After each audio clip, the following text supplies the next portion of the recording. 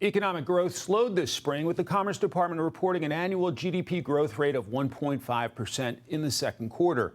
That's down from 2.1% in the first quarter. Consumer spending, though, continues to be strong, even in the face of higher prices. John Koudounis is president and CEO of Calamos Investments. John, welcome.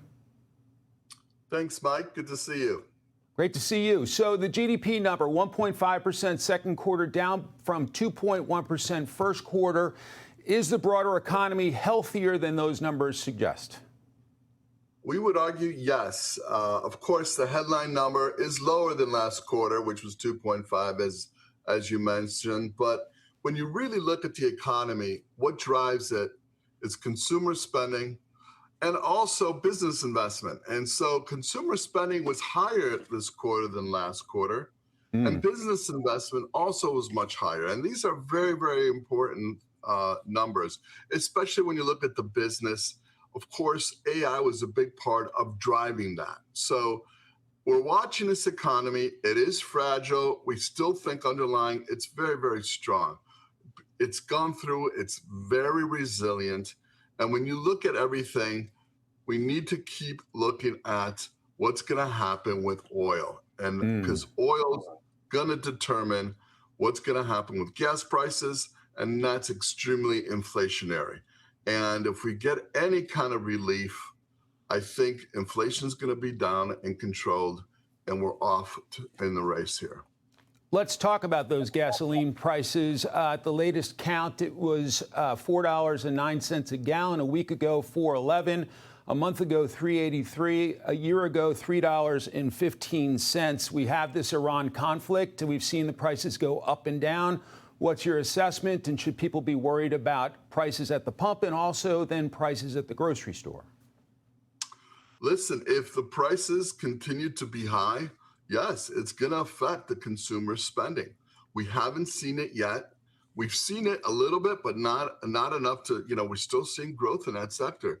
So what happens in Iran is going to definitely affect our economy. And there's only so much that the consumer can take higher prices at the pumps. So we're hoping we get some resolution. And I think if we do, we'll escape the economy falling down here. A new Fed chair is on the job with some near-term challenges. What's your assessment of Kevin Warsh's performance so far? Listen, Kevin, I think he's doing really well considering what he's inherited, right? There's been a lot of headwinds. You have a president that definitely wants them to cut rates. We have an environment that's mixed. We're watching what's inflation going on here. We have the former chairman that typically doesn't stay on. It will be staying on, so you have pressure there, and his governors are mixed. So, given all of that, and wanting him to change a little bit on how they deliver the message to the people. In fact, they don't want to give as much detail because I think they want to keep it inside to look at the data, to be able to make changes a lot better. So, given what's happened, I think we have a great candidate here, and he's doing a really good job. John, when you ask voters about what issues are top of mind heading into the midterms, they're all saying, essentially, or most of them are saying the economy is number one on the list.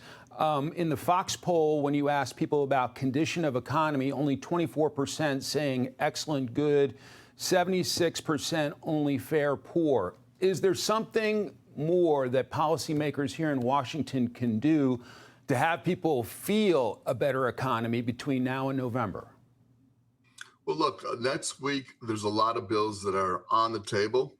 A lot of those will affect the economy. And we'll see if Congress goes to recess or not, right? But the economy traditionally has been the biggest part of what people vote. And unless we get rates to come down, and that's really dependent on what happens in the Middle East here, it's going to be very difficult during the midterms for this current administration. Now, if something gets resolved like we might have now, potentially, there will be a rally. The rates will come down, and we'll see if it's enough for the administration to be able to take advantage of the growing economy. John Koudounis from Calamos Investments, always fascinating. Thanks very much for your time today. Thank you, Mike. Be sure to like and subscribe for all the Fox News latest on YouTube and catch full shows streaming now on Fox One.